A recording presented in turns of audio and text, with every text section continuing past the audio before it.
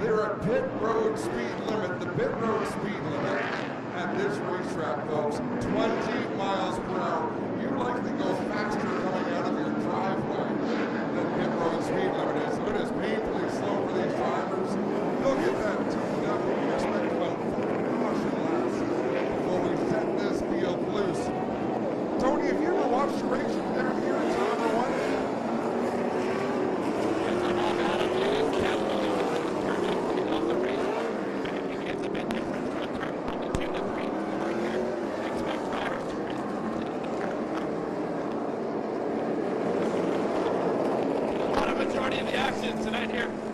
I mean, it almost feels like we're right in the action. I mean, there's the inside groove, the outside groove, and then you and I standing here with a bunch of people we have to thank from Castrol who graciously let us stand in their suite to call the race from tonight, because that little tower at the top of the grandstands just gets smaller and smaller by the moment. So, and I kind of like being down here. You can smell it, you can feel it, and we'll know where the action's at.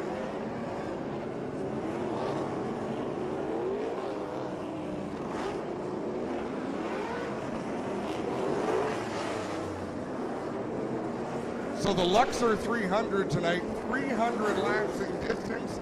There will be a break at around the lap 150 mark, where they will bring the entire field down pit road, cut off all the cars, and they will service, and then they'll change tires, they'll put fuel in the race cars to complete the second 150 laps of this race.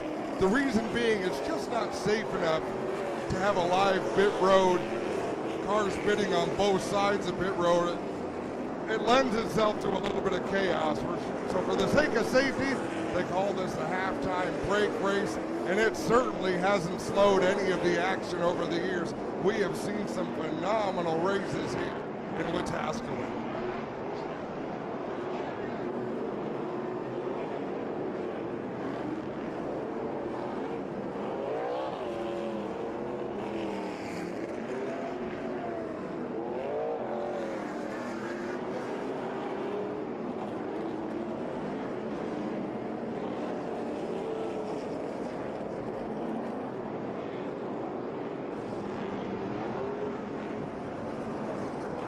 Starter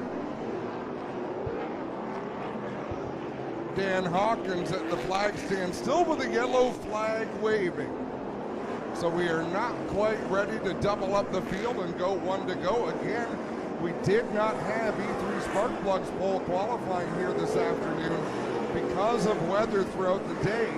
They lined up the field based on the fastest laps in practice. Of course, Kevin Lacroix, driver the bumper-to-bumper 74, had the fastest lap. DJ Kennington, the Castrol Edge Dodge, they have really hit on something. DJ Kennington, his teammate Andrew Ranger starting second and third.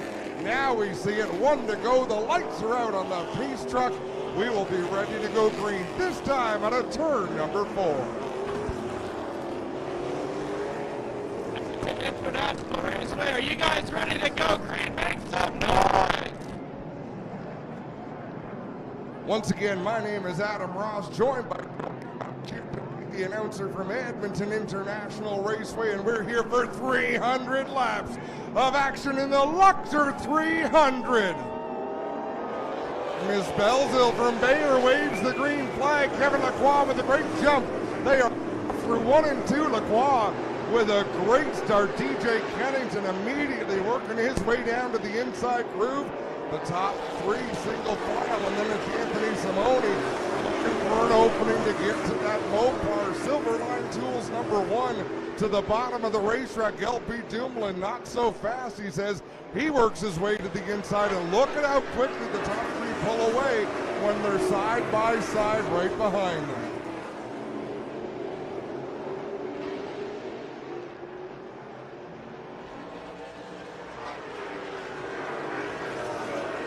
Kevin Lacroix all season long has been right in the mix for the championship lead.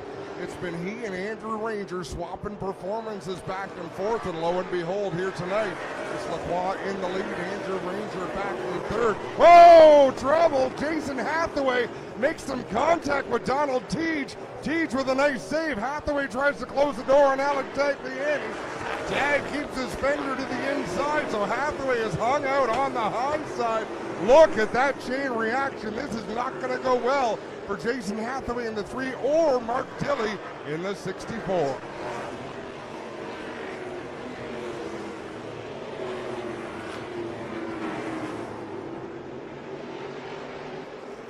Top 3 still with a bit of a gap over LP Dumoulin 4th. Alex Labay in that Hotel La Concord number 36, just taken over the 5th spot from Anthony Simone. How about Brett Taylor off his best career finish in Saskatoon? He finished 3rd, and he's right up there battling with the front runners here tonight. DJ Kennington looking a little racy. It looked like he was trying to size up race leader Kevin Lacroix. They surprised TJ Rinamato to the inside. Rinamato did a nice job leaving that door open, but you could see coming off turn 4, he did not expect the leader to be on his inside.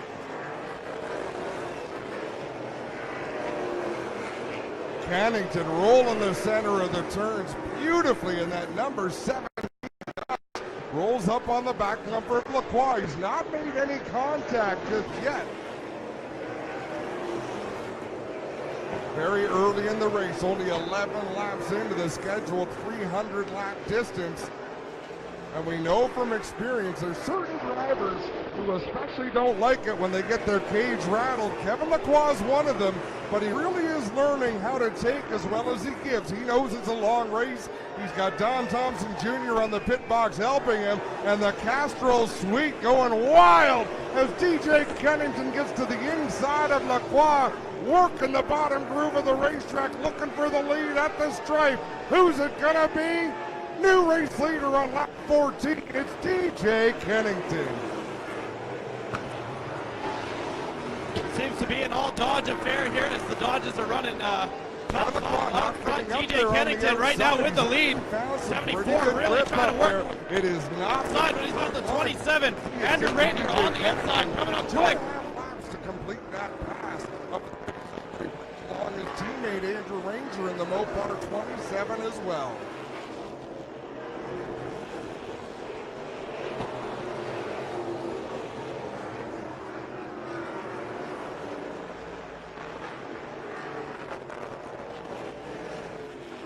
A little further back in the field, Brett Taylor on that wing at number 46, really working over the back end of Anthony Simone again. We haven't seen a bump and run just yet, but he is drawn right up on that rear deck lid of the Silverline Tools number 1. As he sees the leaders getting away, the top 5 about half a straightaway ahead of that battle for 6th between Taylor and Simone. Now Taylor with a nose to the inside.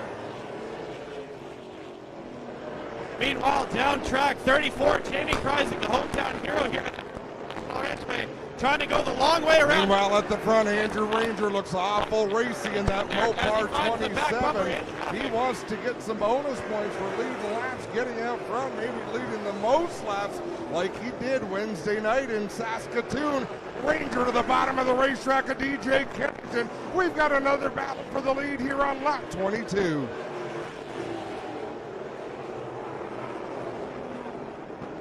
Just ahead of the race leaders, Chantel Kalika, TJ Rinamato, and Larry Jackson in the 21.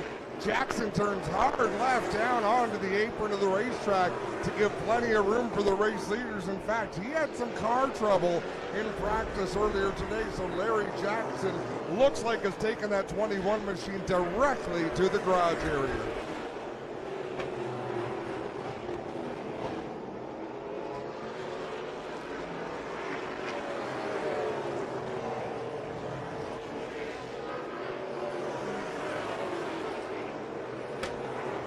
Three teammates deeper in the field, battling for 8th. It's the GM Paillet number 22 of Marc-Antoine Cameron being harassed by the 24 of Donald Teach and the 18 of Alex Tagliani. All 3 of those cars prepared under the Stepney Stables. All 3 running together in the tail end of the top 10, along with Jason Hathaway in that Kubota number 3.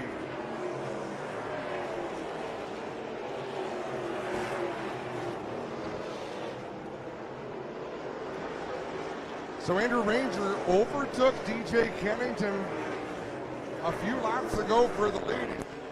up a single car length, so not a lot of breathing room for the driver from Roxton Pond, Quebec. But he does have a little room to breathe as his teammate Kennington has a mirror full of Kevin Lacroix in the 74, LP Dumoulin, the WeatherTech 47, and then here comes Alex LeBay in the 36, the 5-car breakaway with more than half a straightaway over Brett Taylor.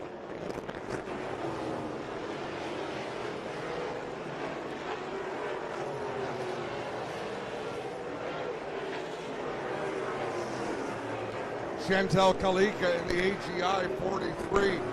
So disheartening Wednesday night when she had engine trouble at her home track in Saskatoon. Basically turned some laps and pulled off. Made an arrangement to get an engine in that race car for tonight in Edmonton, but still not quite running the pace that she would have liked in that 43. At the moment, she is in the free pass position, so should a yellow flag fly, she would get her lap back. But as soon as race leader Andrew Ranger catches up to Mark Tilley in the 64, Brandon White in the 04, that situation can change. Checking in with Jamie Kreisek. He's got the 22 in front of him.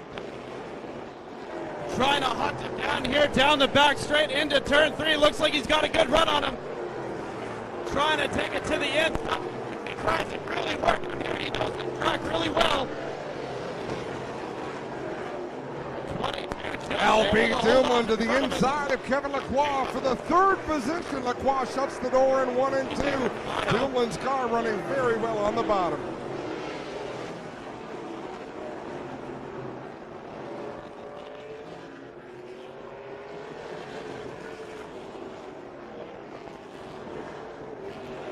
Race leader Andrew Ranger closing in on Mark Tilley in the 64. Here goes LP Dumoulin to the inside in turn number 1. That block number 47 WeatherTech Dodge making great traction up off the corner, rolling the center of the turn very well also. So LP Dumoulin up to the 3rd position. Kevin Lacroix back to 4th.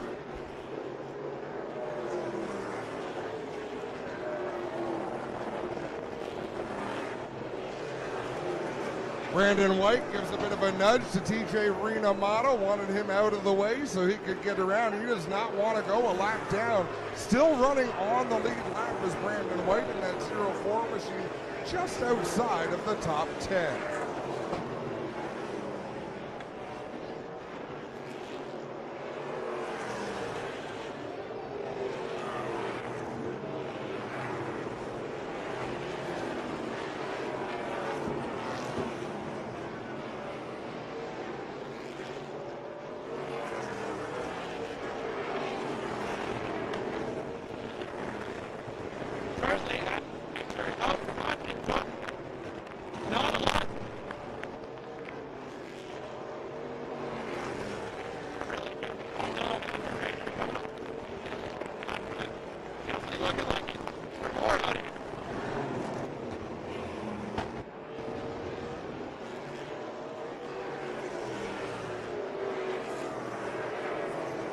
Brandon White trying to stay on the lead lap with Andrew Ranger right behind. Ranger drops the nose to the inside of the track.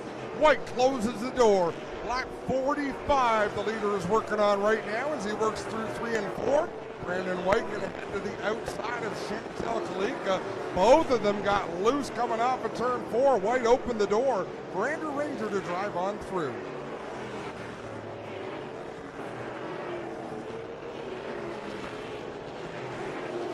So now Ranger swings to the outside of Kalika. DJ Kennington to the inside of Brandon White. LP Dumoulin a few car lengths behind, running in that 3rd position. You can see he's got a fast race car. Kicks it a little bit loose off of 4 to point that car to the bottom groove. Makes a quick move on Brandon White. Battles right up on the back bumper of DJ Kennington.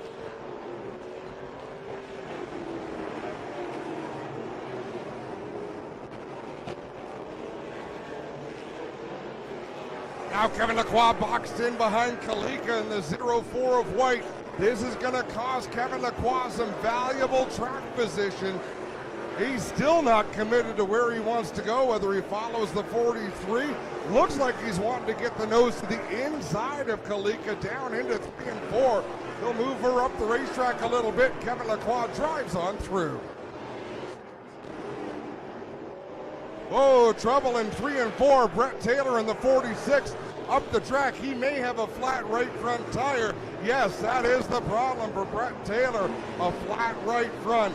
And at this tight racetrack, it is nearly impossible under green to get to the bottom of the track. So Taylor, really his only choice is to come to a complete stop, draw a yellow. He'll try to get across to the inside right now,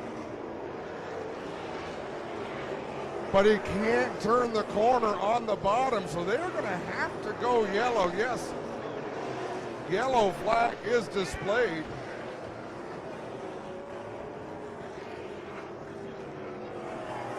Taylor finally gets to the bottom. He'll head down pit road to the attention of his Ed Hackinson Racing pit crew, and they're going to try to lift up the right side of that car. Now, Tony, I didn't see if Brett Taylor made any contact with someone on the racetrack. Normally, a flat right front is a product of rubbing up with someone at the wrong time. Did you see any action like that? No, it looked to be for the car, but it looks like they got it coming out of pit road. Good work there by the 46 crew. Looks like he's ready to go back here, Brett Taylor. But yeah, to confirm that, don't think there's any kind of contact. Independent 46. So Taylor will get back onto the racetrack, likely down at least 1 lap, but probably 2. I'm trying to get my scoring up and running.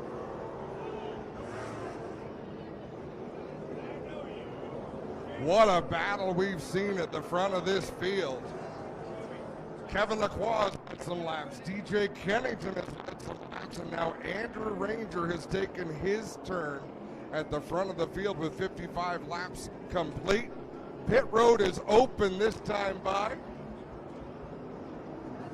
So anyone wanting to come down pit road can pull up to the caution car. Marc-Antoine Cameron, the 22, just coming in a little prematurely, so he will restart at the tail end of the longest line. Tony?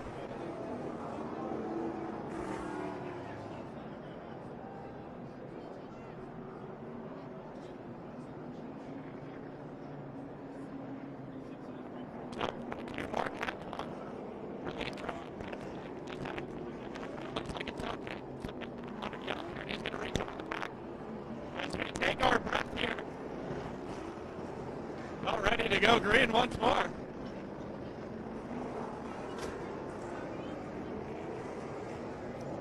So free pass to the 04, Brandon White. He takes his position. Mark Dilley coming down pit road in that Leland Industries number 64.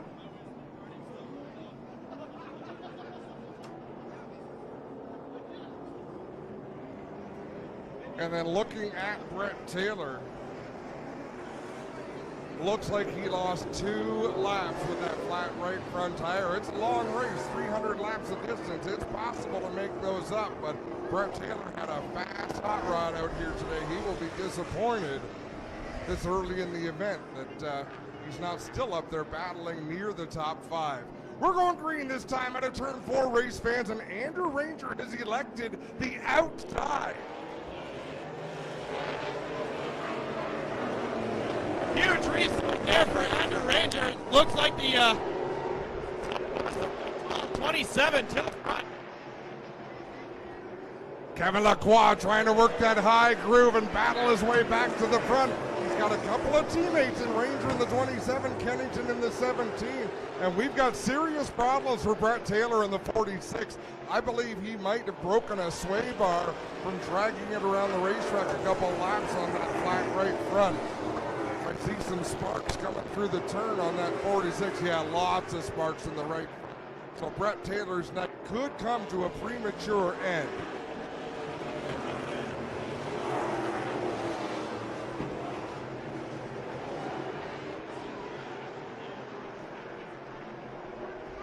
So the 46 of Brett Taylor once again goes behind the wall. They're looking at that passenger side front.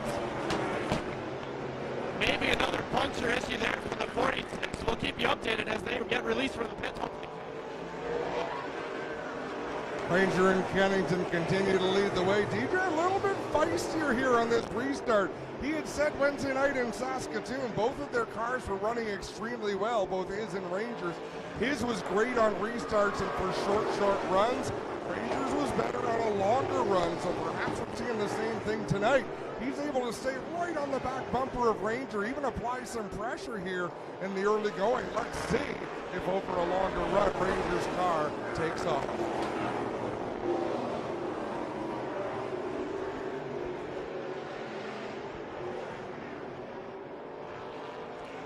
Kevin Lacroix with a little bumper love to LP Dumoulin in the 47 that time in 3 and 4. Remember, Dumoulin had made that pass a number of laps ago to take over the third spot after catching up to Lacroix in the top 3. And now Jason Hathaway, who's sort of deep in the field. He's in 11, has passed his way into the top 5. Hathaway to 5th, Alex LeBay back to 6th. But here comes Anthony Simoni trying to take that position from LeBay. They rub. Simone's right front on Alex LeBay's left rear. We'll keep an eye out and see if that cuts a tire.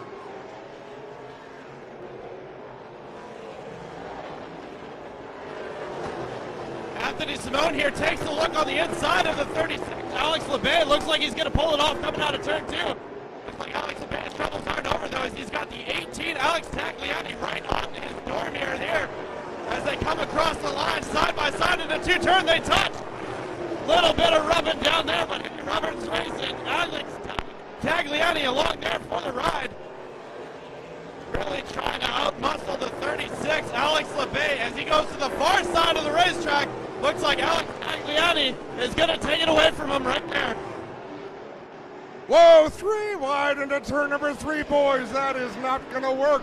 But Donald Teach, like a superhero, just picks up 2 positions. Great pass by Donald Teach in that 24.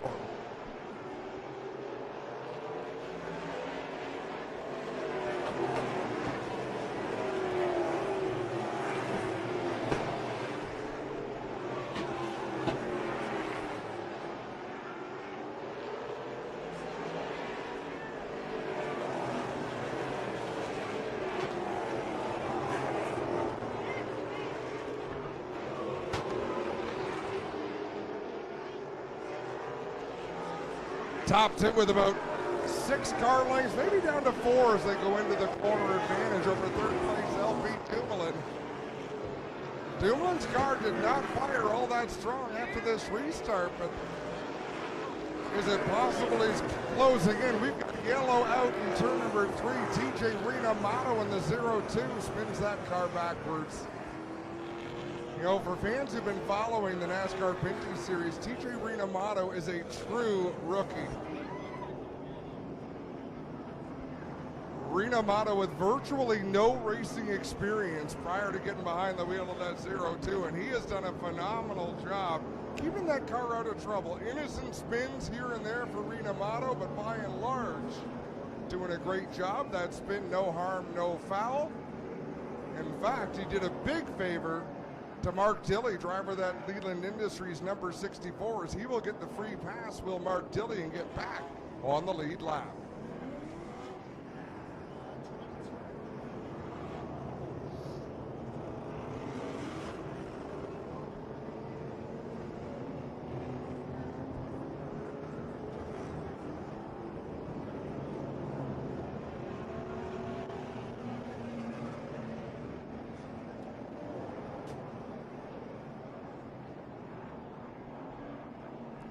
So the word has been given from race director that if anyone wishes to pit, because this is such a short racetrack, they allow the drivers to what's called pull up to pit.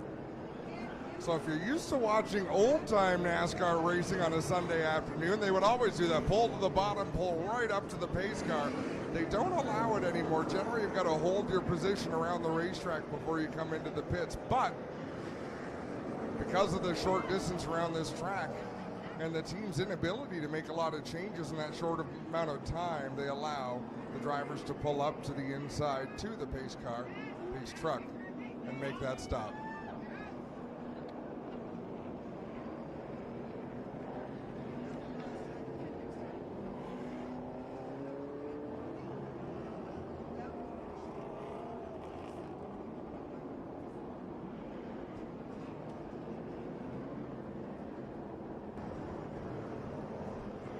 81 laps complete on what really, Tony, is a cool night here in Wetaskiwin. I mean, we are used to 30-plus degree temperatures when we come west. It was warmer a little earlier today, but this is chilly. Is this abnormal for the locals? Well, the old saying in Alberta is, if you don't like the weather, just wait 15 minutes. It will change pretty drastically. You know, some of these colder temperatures might help the engine, but keeping those tires warm might be the trick here under the caution. The power plants will definitely like this kind of weather. And so will the tires. I mean, they will get good traction, but an ill-handling race car is an ill-handling race car, and a car that's handling well is a car that's handling well. The cream rises to the top, warm or cold, but I guarantee you for the race car drivers, this is much more comfortable operating conditions for them.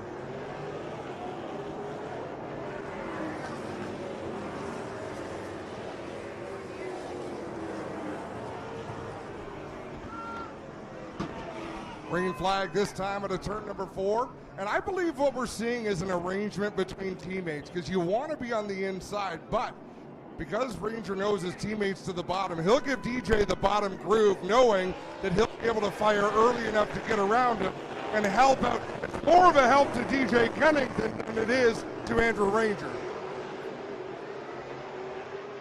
But Kevin Lacroix working the high side in the 74.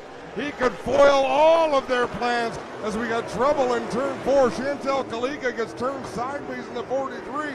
She gathers that car up. We will not need a yellow, but look at Kevin Lacroix battling on the outside.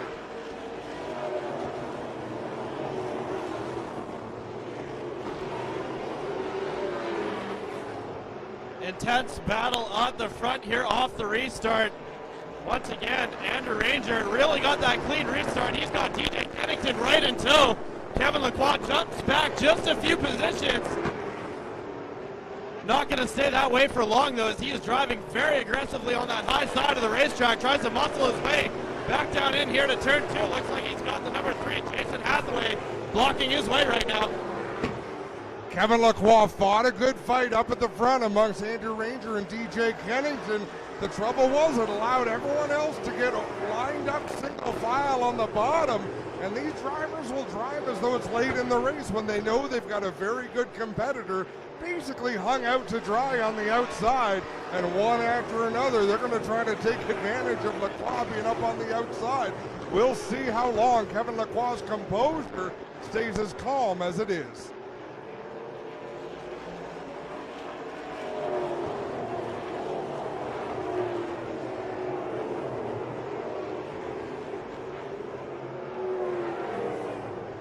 One driver who has not had a great run since the restart, Alex Tagliani in the Rona FD deep in the field. He just got around Brandon White in the 0-4, but we expect more from Alex Tagliani, who particularly at this track has a history of running very, very well.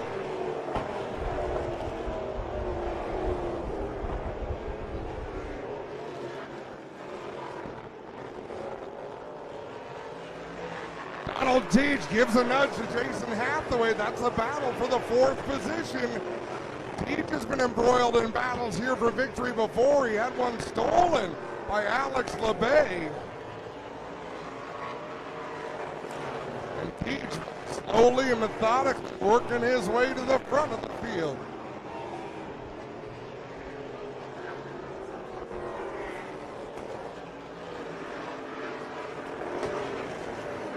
How Kevin Lacroix has found his spot. He got ahead of Alex LeBay in the 36.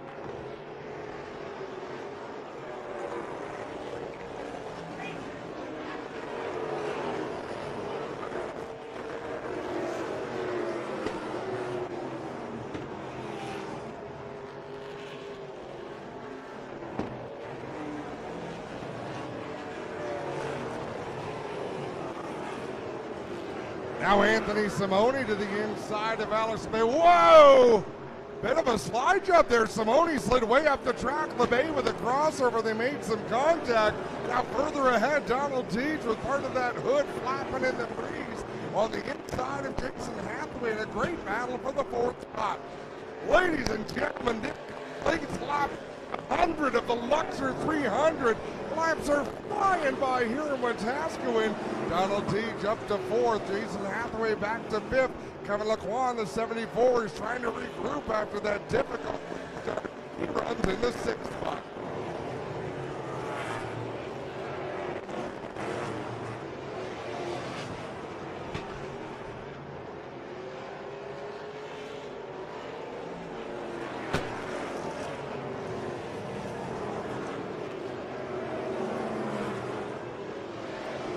So now there's 47 Meanwhile, down track, until taking the a look. anticipated midway break of this race. So you've got to know the spotters are on the radio. To Mark Dilly in the 64, Jamie Krizik in the 34, Brandon White in the 04 saying, look, you have got half the track for less. Back to race leader Andrew Ranger. Pick up the pace a little bit. We want to stay on that lead lap. It is a huge difference. Restarting on the lead lap or restarting a lap down, because you just never know with this quality of field when you're going to get a caution to possibly get a lap back.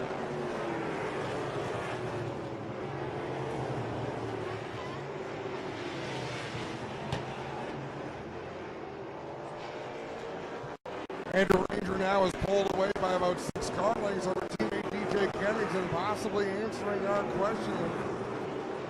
Who's got the better long race setup? Right now, it seems Andrew Ranger has that long run up at 27. Although LP Dumoulin, the WeatherTech 47, we can't really be sure how strong his car is. He could be weighing his options right now. Do I pass DJ Kennington if the opportunity arises and run the risk of restarting second and getting screwed up like Kevin Lacroix did on that last start? Or do I ride in third? I think we're seeing the answer. LP Dumoulin digging to the bottom of Kennington. We've got a battle for second. Dumoulin with a good run off the inside of turn number 2. DJ Kennington, I believe, going to basically give that position to the driver of the number 47 and fall in line in that position.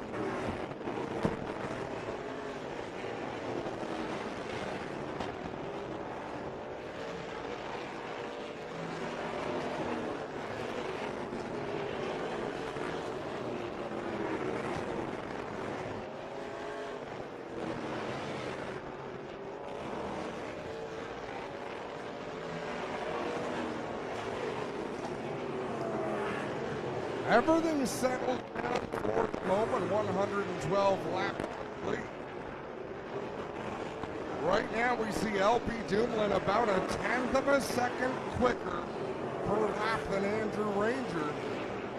A gap, 1.16 seconds between first and second. So if you keep that rhythm and keep that gap, he will catch Ranger at about lap 125, and we may see a battle for the lead, although lap traffic can change all of that, and they're closing in on TJ Rinamato in that 0-2 right now.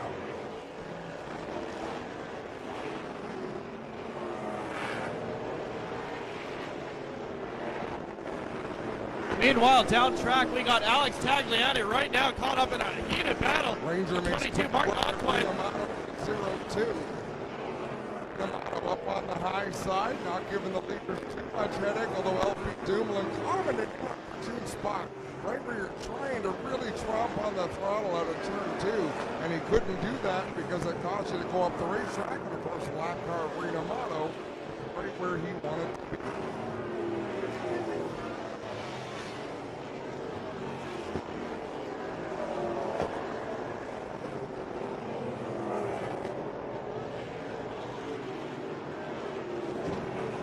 Now Anthony Simone back to the inside of Alex LeBay in the 36. Alex Tagliani hot on his heels. Again, you see a car hung up on the outside, and everybody on the track who has the opportunity tries to keep them up on that high side, and that's what we're seeing right now is Alex LeBay just not able to get back to the bottom of the track.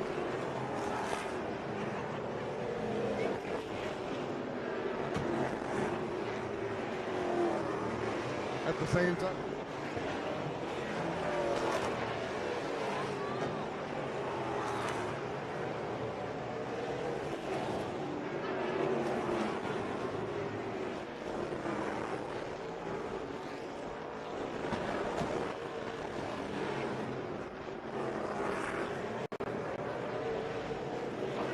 We look back at timing and scoring. LP still about a 10th quicker than Ranger, but we do know Ranger got around the last lap car a little bit better than did Dumoulin. Now he's working the out of Mark Dilley. Dilley gave him a bit of a fight down the back straightaway. Dilley way up the racetrack, but he's able to come off the corner and demand that line. So Andrew Ranger exited 2 turns with Dilley on the outside. LP Dumoulin closed it a little bit, not enough, as we've got some body work flying off of these race cars down in turn number 4. I believe that came off the 0-2 of TJ Renomato.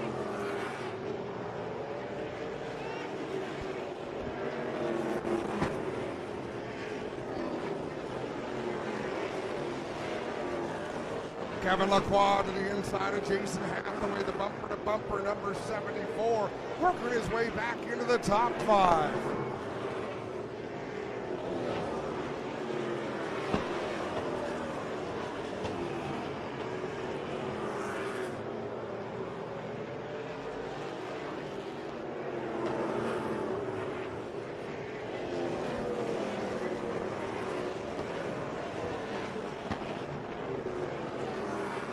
Tagliani leading the chain 7th, 8th, 9th, and 10th down into turn 1. Tagliani in that number 18.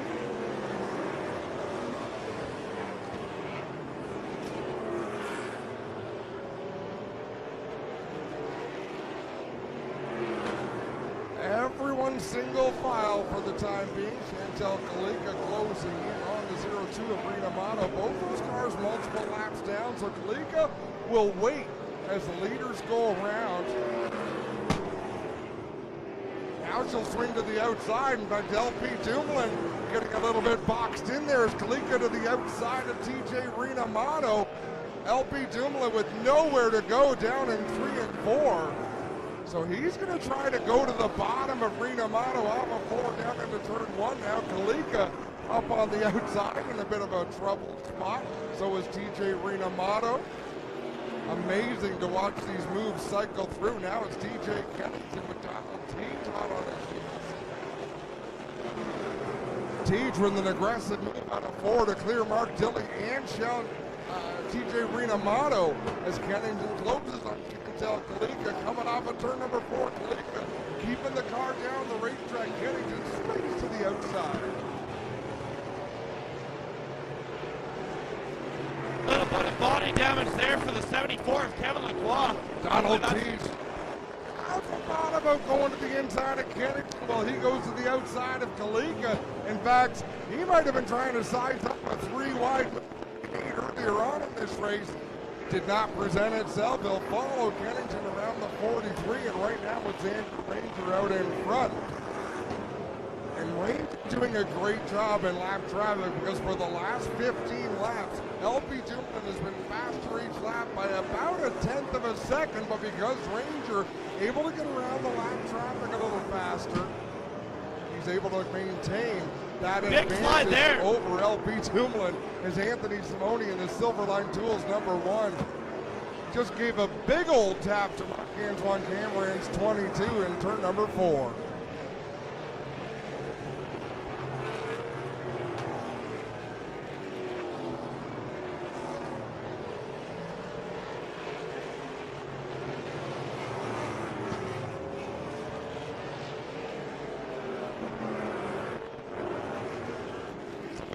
Laps approximately left between now and the break. Ranger turned a faster lap time than did LP Dumoulin, so Ranger's starting to turn up the wick a little bit with laps winding down in this first segment.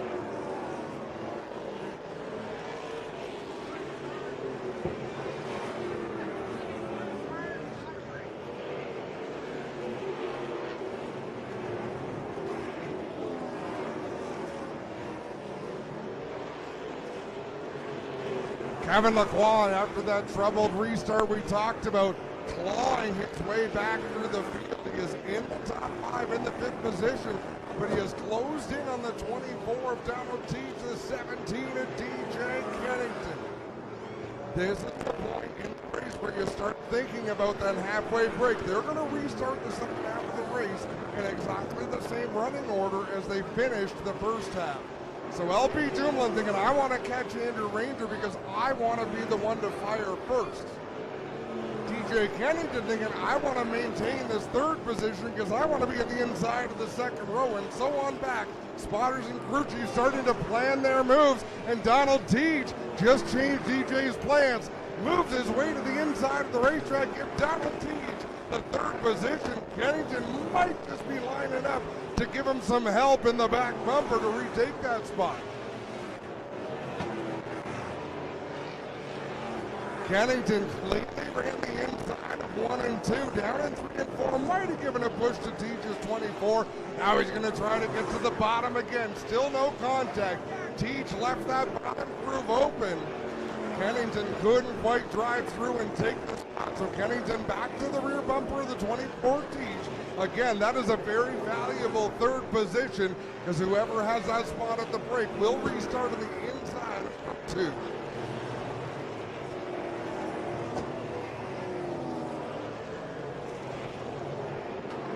Next time by will be lap 150. DJ Kennington trying to turn up the wick on Donald Teach.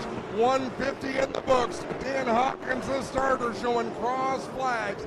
Halfway down, halfway still to go. Now we wait for the race director to give us the put it out signal, and he does.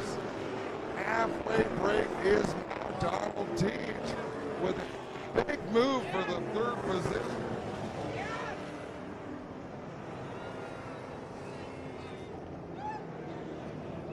Well, Tony, were you ready for a break?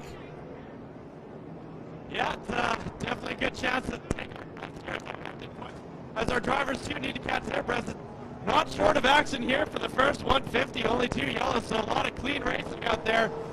Noticeable damage on a few of these cars, makes you wonder if the pit teams are going to patch him up a little bit. 74, Kevin Lacroix, about to lose his front end there. Hopefully that doesn't impact his tires.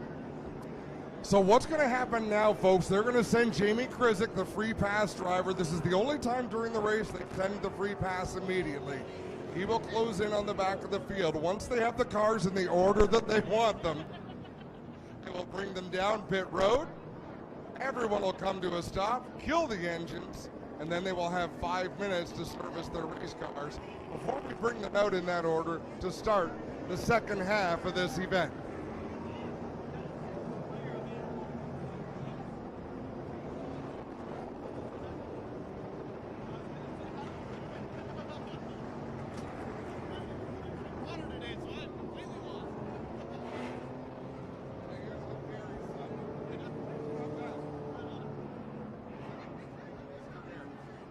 So Mike Hennick, the base truck driver, brings the field down pit road. You will see each of these cars report to their pit stall, and nobody begins their work until all the cars have killed their engines and the race director says it is time to go.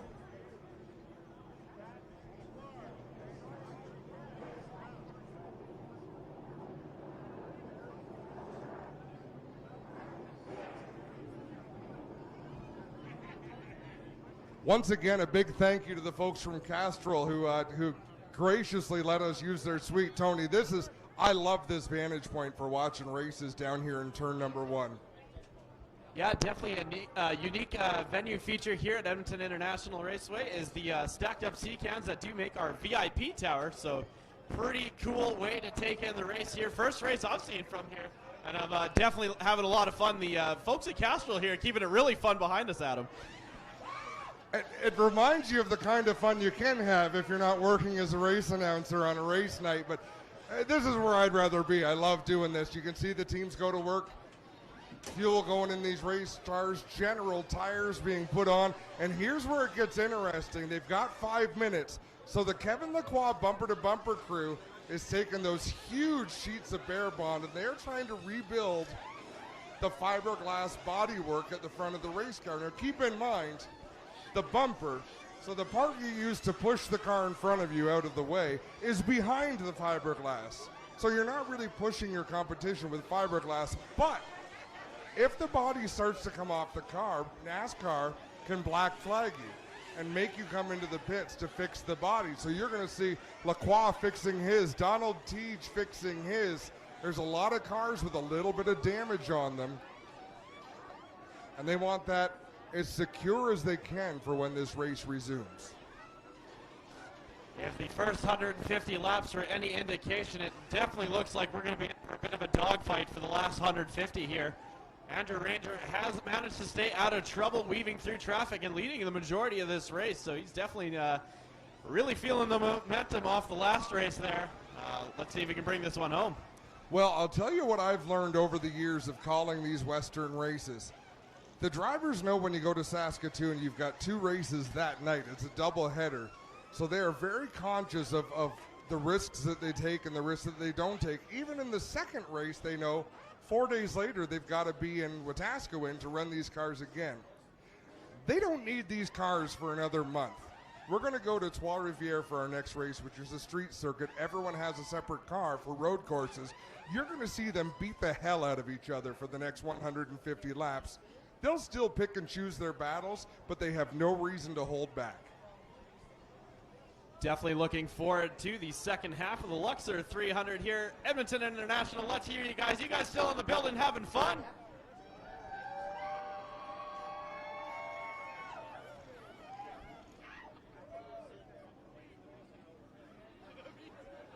Thank you, translator.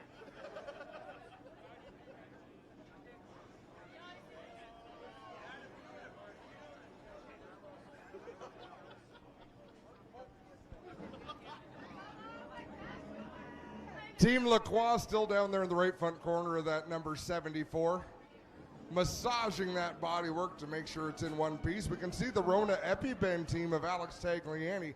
So they've secured the hood to the front of that car. So obviously they had some concerns with damage at the front of the hood or damage to the front bumper.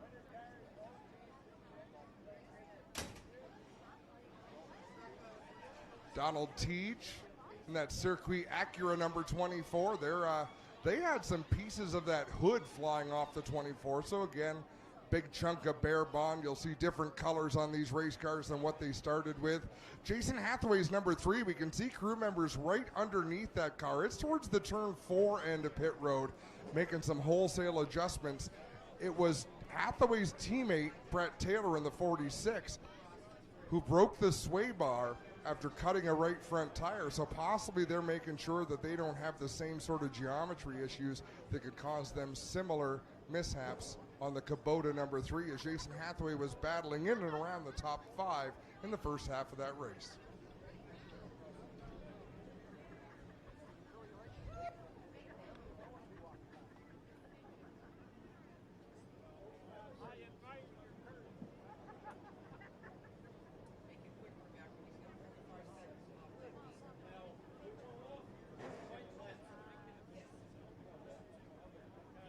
All right, we have the 50-50 number here.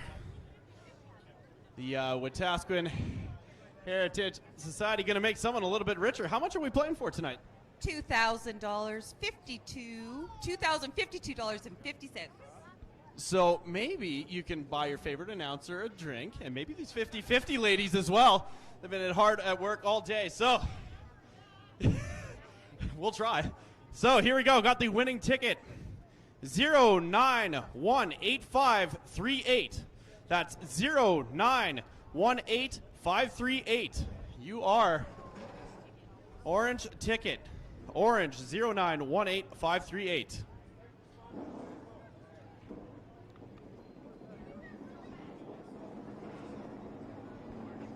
Check those tickets.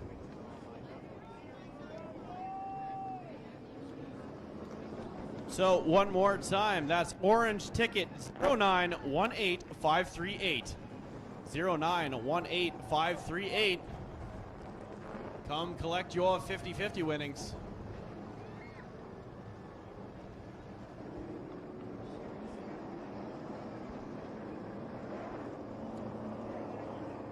So while we look for a winner in the 50-50 draw, let's give you a full field rundown. It's Andrew Ranger in the 27 leading the way over LP Dumoulin's 47. 24 of Donald Teage is third. 17 DJ Kennington fourth. 74 of Kevin Lacroix is fifth. Jason Hathaway runs sixth in the number 3. Alex Tagliani seventh in the 8-10. 22 of Marc-Antoine Cameron is eighth. 36 of Alex LeBay is ninth. The number 1 of Anthony Simoni is 10th. The 34 of Jamie Krizik is 11th. Those are all the cars on the lead lap. Running in 12th, 1 lap down, is Brandon White in the 04. 13th, the 64 of Mark Dilley, also 1 lap down. 4 laps down in 14th is Chantel Kalika in the 43. And then 8 laps down in 15th, the 02 of TJ Renamato out of the race. Brett Taylor with a broken sway bar in the 46. He will finish 16th. And Larry Jackson, whose car had a vibration, and we know that car suffered serious damage last month at Autodrome Chaudière near Quebec City. Larry Jackson finishes 17th. Well, race fans were doubled up, ready to go once again. Confirmed my suspicion that Andrew Ranger had been working with teammate DJ Kennington, because now that Kennington is not in second, Andrew Ranger restarting on the bottom of the racetrack, a more traditional line for the race leader. 143 laps to go when they cross this stripe. We're back under green in the Luxor 300.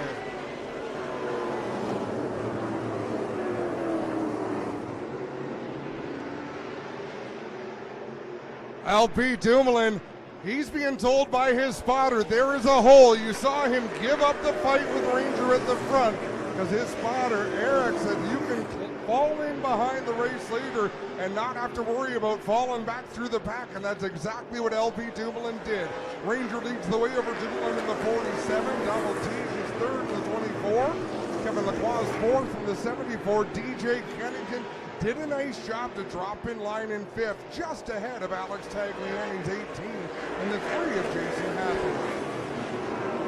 Whoa, big contact down into turn 1 between Mark Dillon and White. Brandon White jumping on the throttle, and we have a spring. I would venture to guess we have Mark Dilley's right front spring rolling down the racetrack between 1 and 2. And the reason I would guess that is because he got so far airborne. That's his right rear spring. He got so far airborne in that 64, it lifted, so the car comes off the ground. The back end drops so far that there's nothing holding the spring in anymore. It just falls out of the spring pocket, and that's it on the inside of 1 and 2.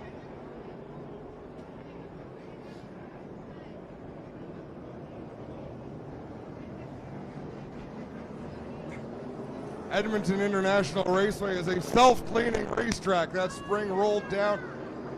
I believe that's Jeff Wilcox, our head technical inspector. He will probably walk down pit road.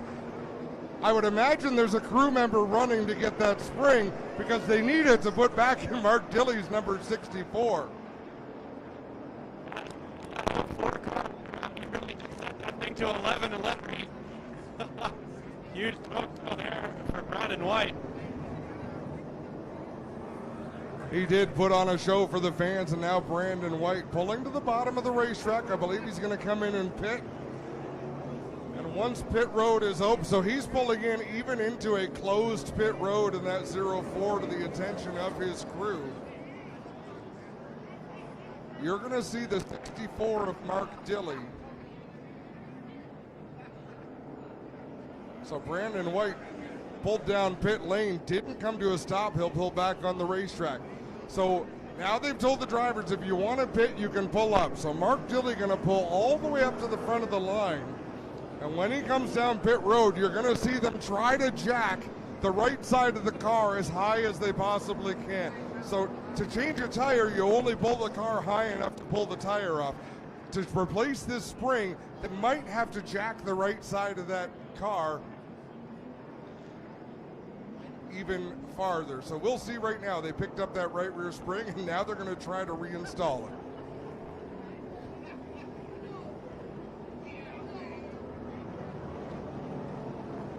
Also seeing a second car come down pit road. Not too sure who it is, but we see it right side in the air for that car that came down pit row. Not too sure what the issue there is, and looks like a little bit further issues for the 04 Brandon White.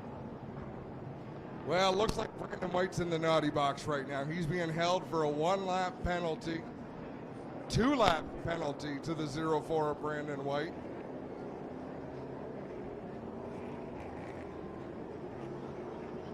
Okay, so Brandon White pitted illegally, but by doing that and running through the pits and immediately coming onto the track, he actually made up a lap on the track. So they're going to hold him for 2 laps. One is a penalty, the other is to get back out onto the racetrack. As we're seeing the 64 of Mark Dilley also exit the pit, they have the right side of the car up there very briefly. Just looks like they got it good to go, and the 64 is back out on track. Yeah, the right rear corner of that car, and I explained myself horribly. They're holding Brandon White 1 lap for a penalty, and the other lap for the lap that he made up by shortcutting the racetrack and coming out of the pit. So the 04 should be able to return to the racetrack, I believe, once Mark Dilley goes by, but they may wait until the field takes this restart. Mark Dilley now 2 laps down to the field as Brandon White stalls that 04 on pit road. He's got to get on the loud pedal because the leader's firing up at turn 4.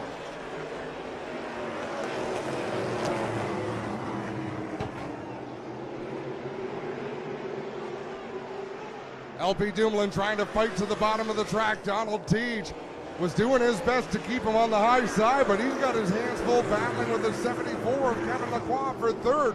What a great job Kevin Lacroix's been doing on these outside restarts.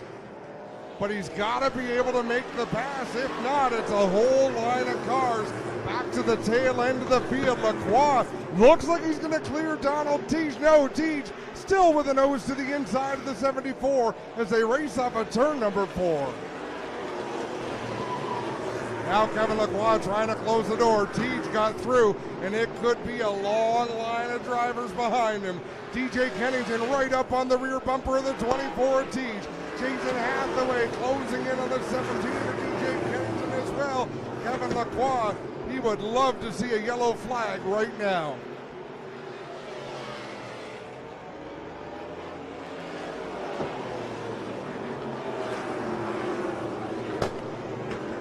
Donald Teach going to try to complete the pass of Kevin Lacroix. Lacroix driving it in deep on the high side, but Donald Teach with that shorter distance on the bottom, able to drag him off the corner to pick up that spot. Now DJ Kennington in position to do the same thing.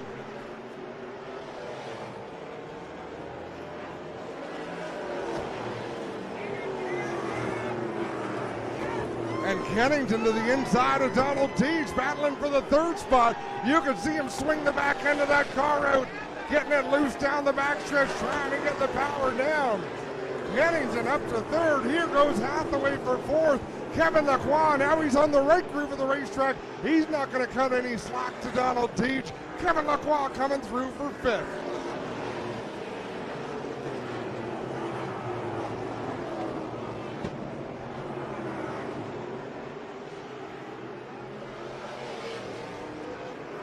Kennington up to the 3rd spot. We'll see if he can draw away from Jason Hathaway in the 3.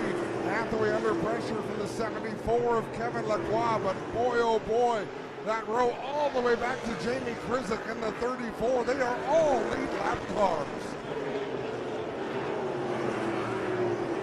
Marc-Antoine Cameron in the 22, got a good run off of turn 4. Drives to the inside of Anthony Simoni. Simoni hung up on the high groove, but running a nice smooth line through the corner, able to get back to the throttle. Cameron trying to make that pass cleanly. We haven't seen him really throw any body checks with the 22 machine in this move with Simoni. He will clear the 1 machine. You can see they both lost about 4 car lengths to Alex LeBay.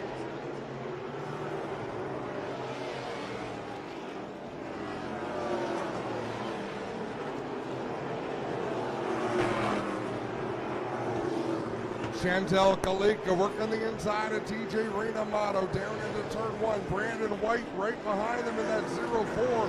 They're only half a straightaway ahead of Andrew Ranger, so he's got to be looking out the windshield thinking, please get this sorted out before I get to you, folks. White to the inside of Kalika as well.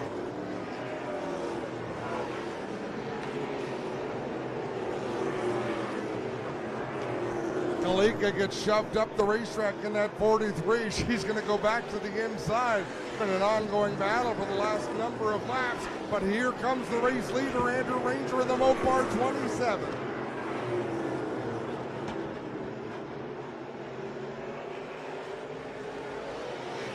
Ranger slings to the outside going into turn one. Hill's going to try to make that pass on the high groove. LP Dumoulin has already closed in half the gap to the race leader. He can close in even more coming off of turn four. Down across the stripe, it's Andrew Ranger by a car length and a half. Over LP Dumoulin is Kevin Lacroix, the 74. Quite the move to follow Jason Hathaway around and pass DJ Kennington. Kennington back to the 5th spot.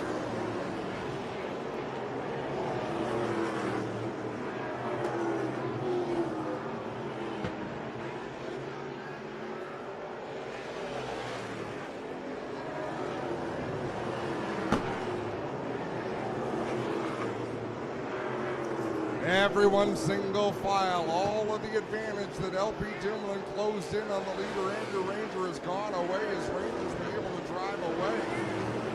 After passing Chantel Kalika and DJ Renomato, it's taken LP Dumoulin about 2.5 more laps to get it done. That gives Andrew Ranger a half straightaway lead over Dumoulin in the 2nd spot.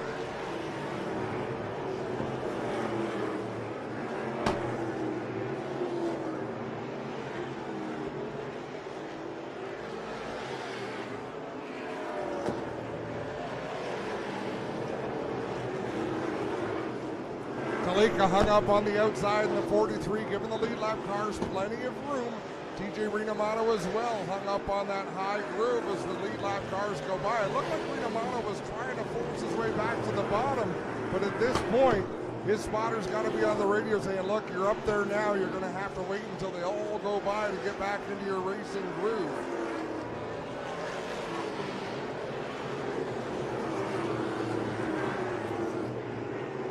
Now Chantel Kalika able to get to the bottom, forcing Marc-Antoine Cameron up to the outside.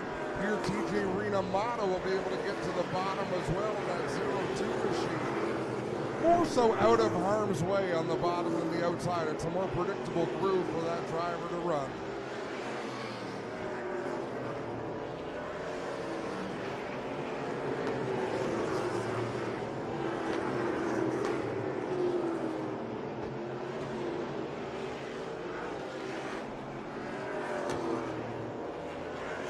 As the laps click away, you can see these drivers have settled into a bit of a pace. Nobody pushing their limits too hard right now. They need for something to happen. Perhaps wait for a caution to be able to make their move, but these cars also similar in speed. Very, very difficult to execute a clean pass.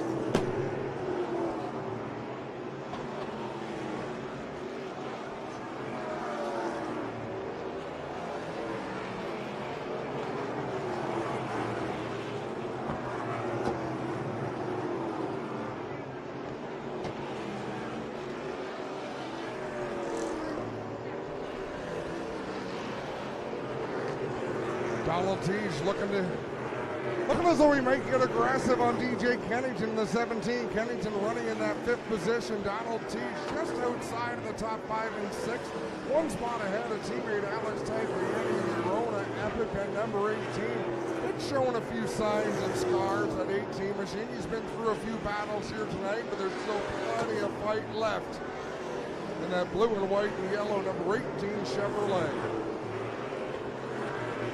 Into the final 100 laps of the Luxor 300. Andrew Ranger out in front by half a straightaway. Kevin Lacroix working the inside of Jason Hathaway, gets his nose to the inside.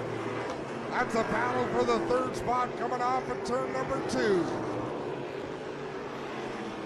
Donald Teach to the inside of DJ Kennington. That's a battle for the 5th spot.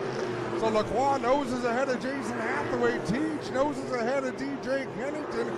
Right behind them, it's Alex LeBay in the 36, who has yet to really find his pace in 2019. Not the speed you would expect from the former champion in that number 36 Ford.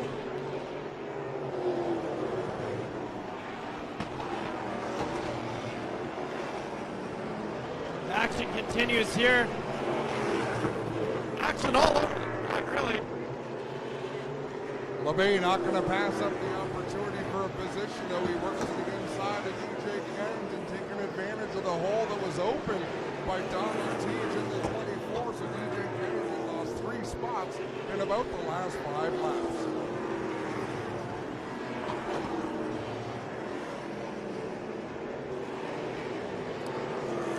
Ranger closing in on more lap traffic. He's gotten around Brandon White in the 04. Now he'll battle with Mark Dilly in the 64.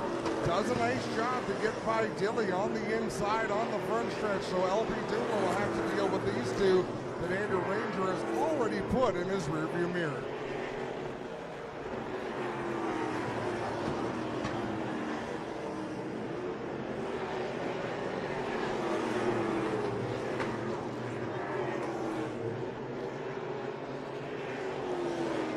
Ranger makes his move to the inside off of turn 4 on Renamato in the 02. He'll dispense of that lap car as LP Dumoulin passes Brandon White in the 04. So still 2 lap cars between the race leader Andrew Ranger and the 47 of LP Dumoulin. Jason Hathaway has closed back in on the 74 of Kevin Lacroix in a battle for the 3rd spot. Meanwhile, the leader's in heavy traffic. Ranger again, 2 cars between himself and LP Dumoulin as Dumoulin gets around the 02 of TJ Renamato.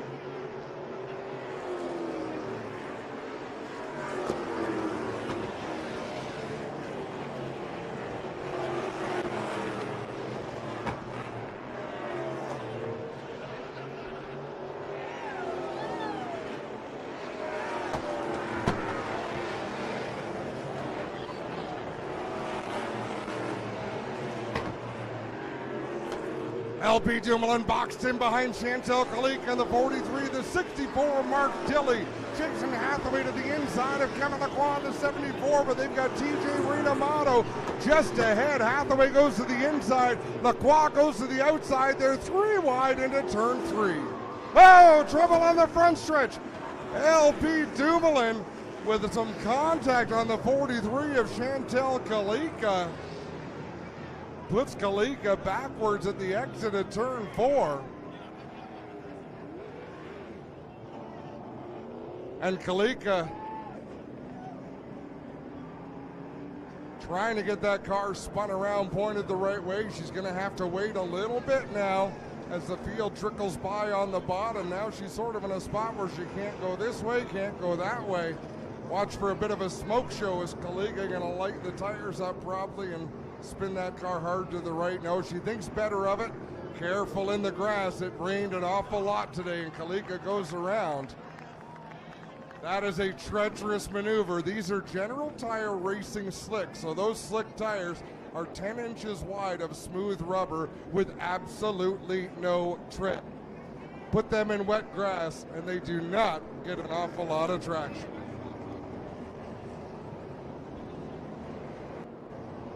So just a little over 80 laps to go here. Looks like the issues continue there for the 43. Kalika, not too sure what's going on there. Well, and some more shenanigans happening in 3 and 4. Brandon White in the 04, Mark Dilley in the 64. They were parked at a dead stop beside each other. Definitely starting to take its toll on some of the cars here towards the later stages of this race. It has not been easy by any stretch of the imagination of the vehicles out here, as there is no room to breathe and really no room to go. I don't think there's a straight panel left on any of these cars out here. Well, and as we said, now there is 80 laps to go. 79 when they cross the start-finish line. So with every restart, with every opportunity, you worry less and less about hurting someone's feelings if you need to make a move.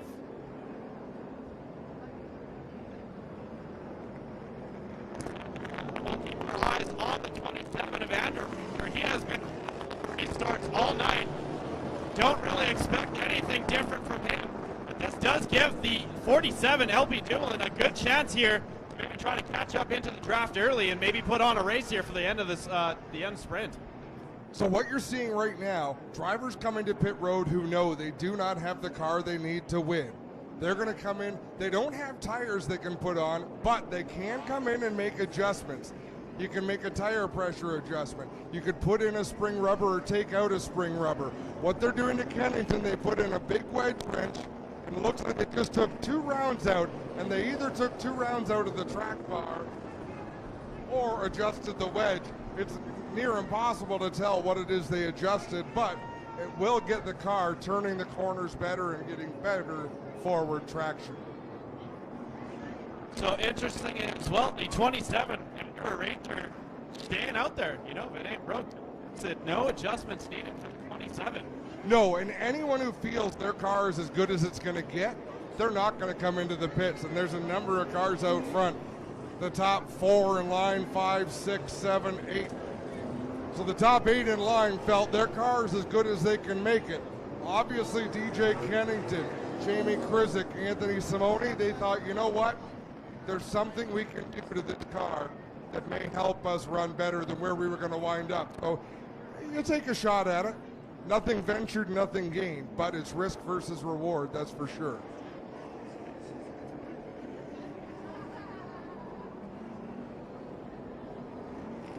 You definitely start to feel the tensions rise in the building here. The last few laps of the yellow flag here as the cars are back out on track. I think the lap will go out in a lap or 2 here. Adam, are you ready for the restart here? Oh, I think it'll be a wild one. The big battle is going to be the 47 of LP Dumoulin versus the 3 of Jason Hathaway. There's no reason to believe Andrew Ranger is not going to get a great restart because he has every time he's restarted tonight. The big question is going to be, can LP Dumoulin get down in line before Jason Hathaway is right up behind the 27? Or does Jason Hathaway nudge Andrew Ranger coming into turn 1 and try to create his own opportunity? Race fans, we're about to find out. Will be 74 laps remaining when they cross the stripe. We're coming to a restart. Keep your eyes on him here as they come to the start line. And we're back under green for the last laps here of the Luxor 300. Good start there for Andrew Ranger, but look at that, already the 47 to the outside. So LP Dumoulin up on the outside of Andrew Ranger in the 27. We haven't seen anybody pass on the outside. Could LP Dumoulin seal this deal? LP Dumoulin led that lap at the stripe. He was ahead of the 27 of Ranger. Could not stay out in front, but he will get in line ahead of Jason Hathaway in the 3. Kevin Lacroix, it seems like he's been up on that high side an awful lot tonight, and he can keep it up there for a couple of laps, but these cars are just too strong. The competition's so close here in the NASCAR Pinty series that it's just tough to do things the hard way like it is running on the outside when fast cars are taking the short way around.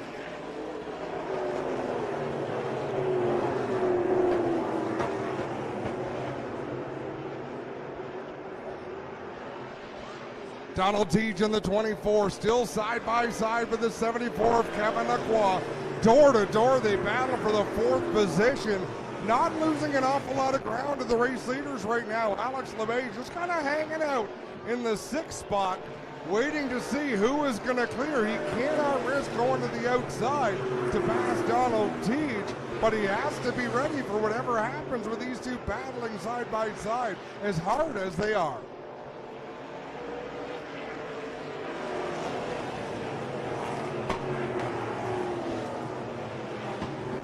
Up ahead, Jason Hathaway in that Kubota number 3, real close to the back bumper of LP Dumoulin. He could be trying to mount a challenge for the 2nd spot as Kevin Lacroix continues to battle in that high groove. He is really working that race car out there. He is nosed ahead of the 24 Donald Teach for that 4th position. He just can't clear the white number 24 to get back down in the racing groove.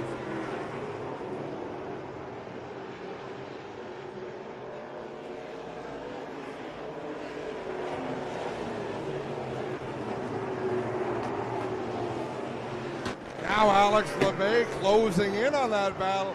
He almost looked as he was going to make a run to the inside. Here goes Jason Hathaway to the inside of LB Dumoulin for second. He's got that number 3 wedged into the hole. He'll drive to the bottom of a turn number 2. Dumoulin hung up on the outside. Can Donald Teach close in? No, Teach can't take advantage, but he has just about cleared the 74 of Lacroix.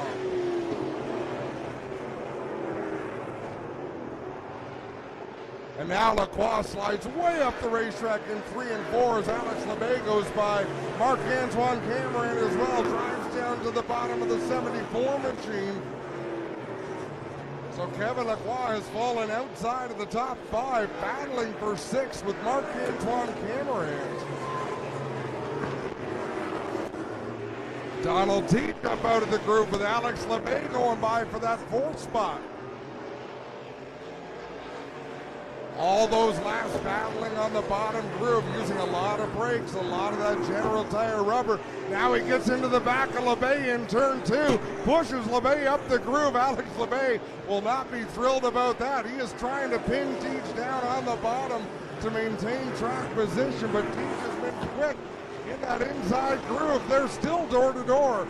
Down the backstretch as Teach takes the spot. Is Alex LeBay going to hit him back? Alex LeBay lining up the back bumper at Teach, trying to close in. Teach trying to get away, but he might have driven too hard into turn 1.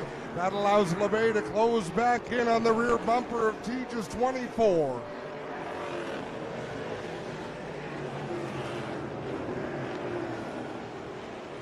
Alex LeBay seems to have settled back in. It doesn't look like he's really making a run at Donald Teach right now, but he could actually want Cameron in the 22 to close in a little bit.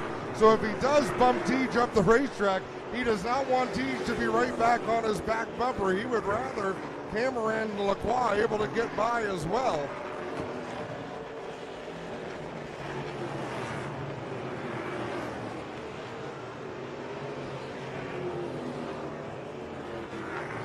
Alex LeBay with a good clean pass on Donald Teach there. LeBay back to the 4th spot, Hathaway up in 2nd. He'll try to close in on Andrew Ranger. We are just shy of 50 laps to go. Ranger to the outside of Jay Renamato to put him another lap down.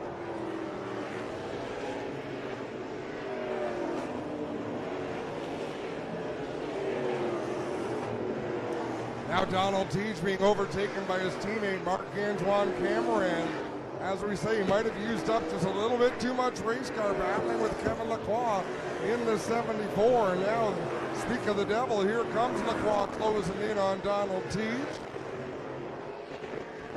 We spoke earlier on, the points championship has been a back and forth battle between Andrew Ranger in the 27 and Kevin Lacroix in the 74. Right now, Ranger has dominated this event out in front, coming off a dominant win in Saskatoon, as Alex LeBay gives a bit of bumper to TJ Renamato to slide him up out of the way. But all hope is not lost if you're Kevin Lacroix, because as laps wind down, if there is a battle for the win, it is very conceivable Andrew Ranger could wind up getting roughed up. So Kevin Lacroix's got to keep his wits about him. Keep that car in the best shape that he can, because you never know what will happen in the closing stages of our NASCAR Series events.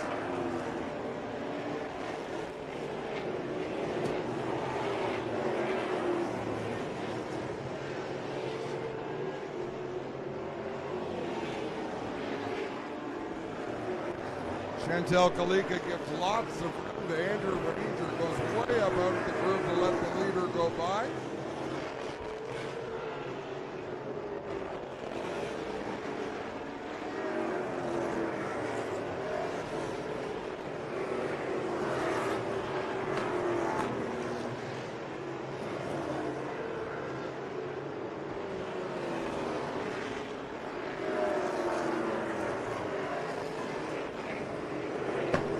Donald Teach has done a great job tonight of when he gets past. He's been pretty darn good at fighting back. So Marc-Antoine Cameron in the 22 just got around the 24 of Teach. But now here comes Teach fighting back in 1 and 2. Takes a sharper entry into the first turn, really trying to cut into those corners, get down on the flat of the racetrack and rotate the center. Marc-Antoine Cameron taking a little bit more of a rounded approach, and Teach gets into the back bumper of his teammate Marc-Antoine Cameron. He will go by and Cameron will fall right back in line without letting Kevin Lacroix get to his inside.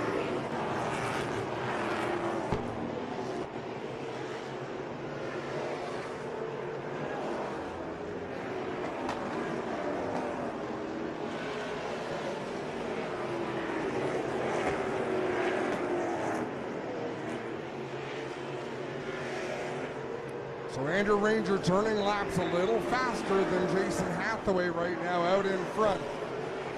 Very close in speeds, but he's got that big gap, nearly half a straightaway. But look at right in front of him, we've got Jamie Krizik side by side, locked in a battle with Mark Dilley. Krizik actually lets Dilley get around him, and he'll get up to the inside and give Ranger that room. A very sportsmanlike move by Jamie Krizik. He's having a good clean run tonight in and around the top 10.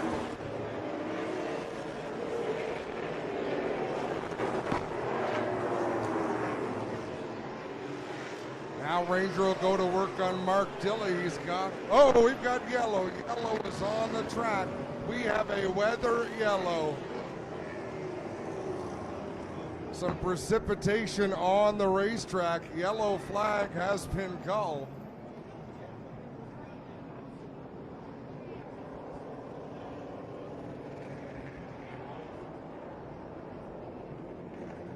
So once the 64 of Mark Dilley goes by, the caution car will pick up the field. The 34 of Jamie Krizik will be the free pass recipient, but weather has moved in.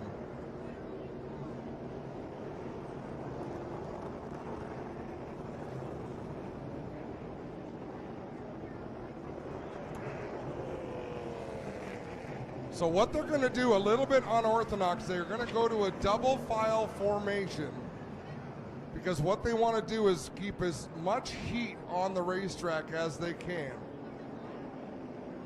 The heat on the track in general produces a lot of heat, and it will keep the track much drier than running single file. We can see a little bit of shine on that racetrack from the rain that has come down.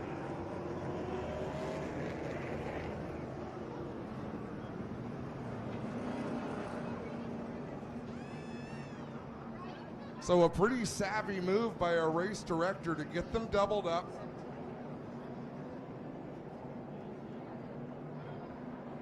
Don't have the advantage of seeing out the back, but now we'll take a look. There's a little bit of cloud back there, a little bit of sun.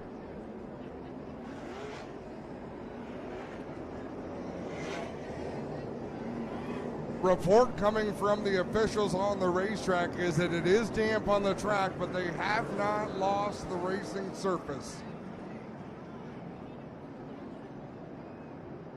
So we are bringing out additional vehicles to run the racetrack to try to fight the moisture as long as they can. We're here to put on a show, folks, and that's what we intend to do.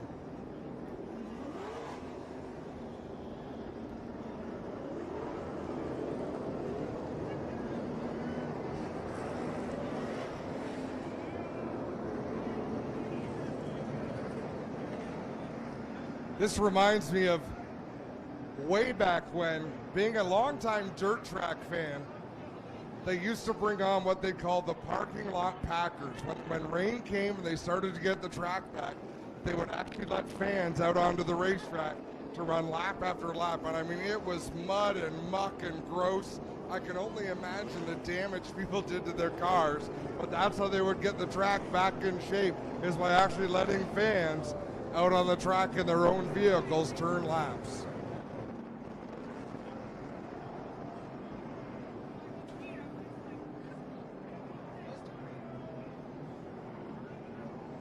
I feel bad for giving weather reports while I'm standing under a roof, because people in the stands can probably tell what the weather is, but the report is the rain has stopped to the point where they should be able to get the track back relatively quickly and resume green flag racing.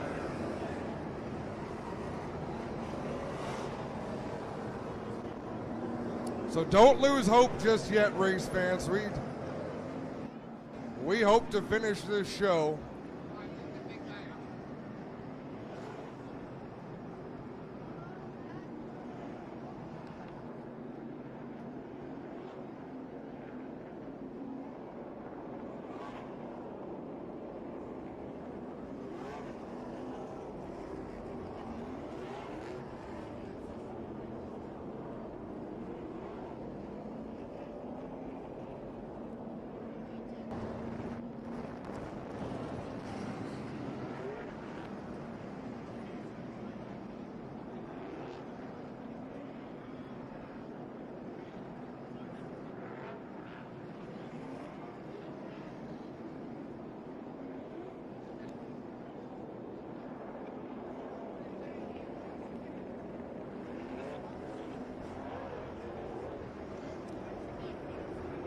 So with the rain coming down, they're going to bring the cars back to single file to not burn up laps on the racetrack. They're going to bring the field fairly soon down pit road. They will not go to their pit stalls.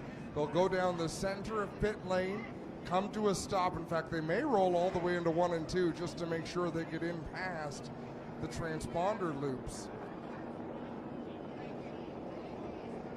But they will likely bring the race cars in at this point, allow the teams to throw on covers and see if this weather's going to pass relatively quickly.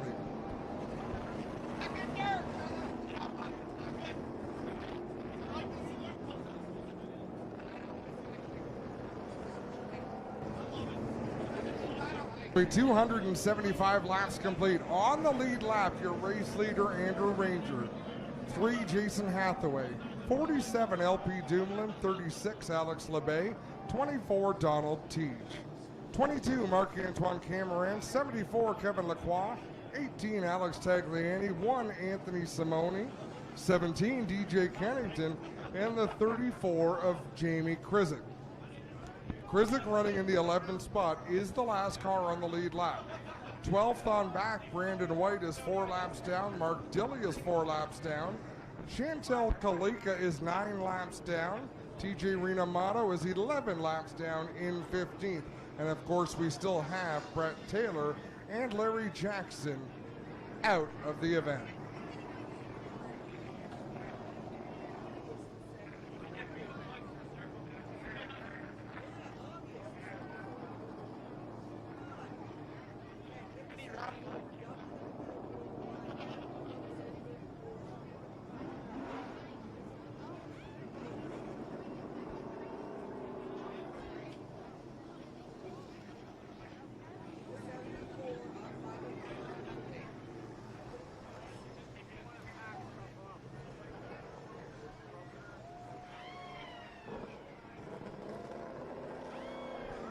So right now, getting all the cars past the transponder line, 25 laps to go right now.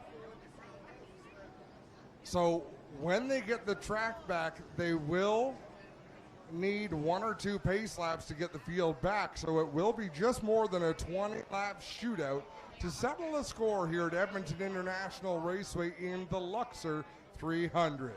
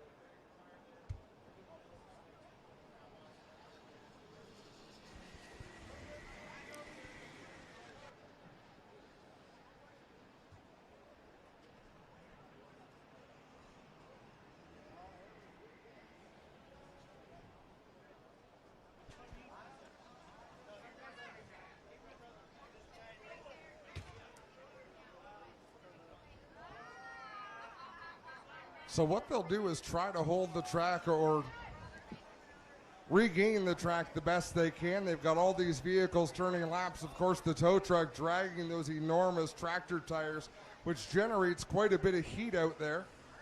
Also just looks cool. 7 wheels on track, ripping there for the old recovery vehicle. I'd like to take this opportunity to give a big shout out to Tuber Towing for being the official recovery vehicles here today for the Luxor 300. Really appreciate them stepping up to the plate and the challenge. They definitely have their hands full, keeping the track dry. We've seen some very varying weather conditions here. It's been wet, dry, really wet.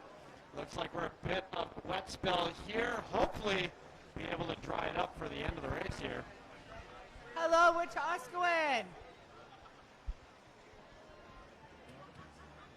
Well, they have been courteous enough to let us use their suite. We briefly had a microphone taken over, and they're pretty excited about it.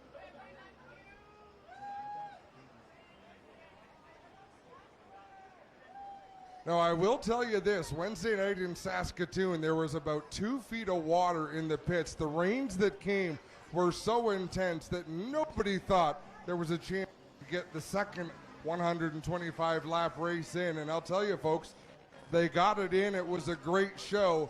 So we are committed to continuing the effort to keep the track under control and keep the racing surface from being totally washed out.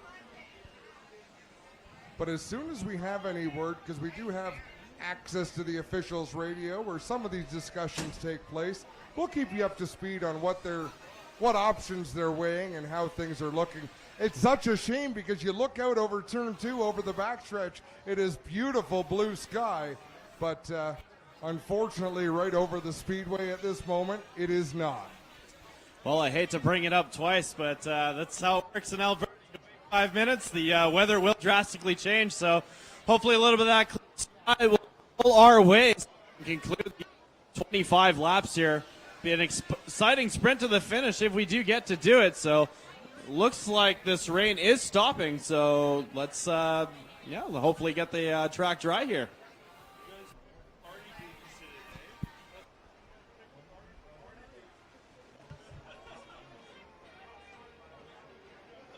Don't forget, folks, concessions are open. You've got the opportunity to go down and see what's still available.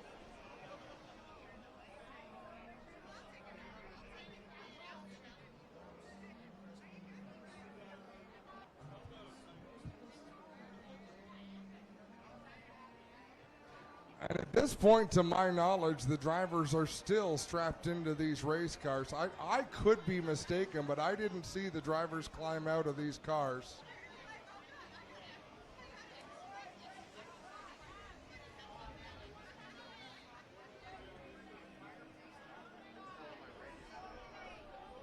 What a show we have seen. We had early race leader Kevin Lacroix out in front, TJ Kennington in that Castrol 17 got by and he led a number of laps, but then it was Andrew Ranger in that Mopar 27 making his move to the lead, enduring numerous restarts. Andrew Ranger has really flexed his muscle the last couple of races here in that Dave White prepared number 27.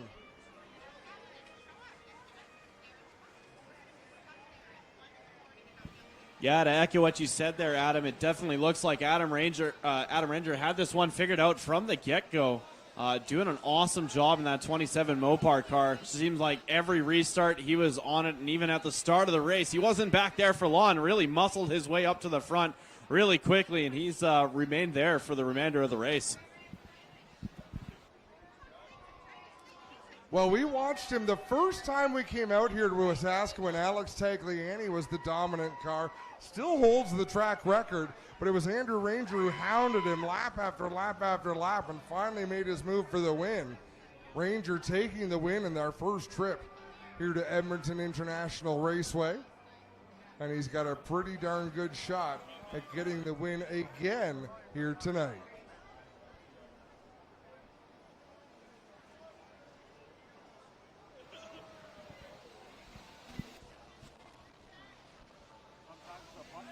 Hey, Adam, fun question for you. How many drivers do you think ask for their phones in this situation?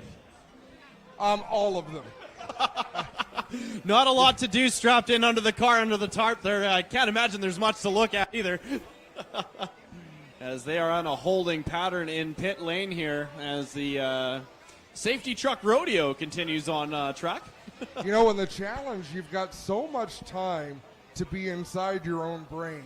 These drivers will be sitting there thinking about decisions they've made over the first 275 laps.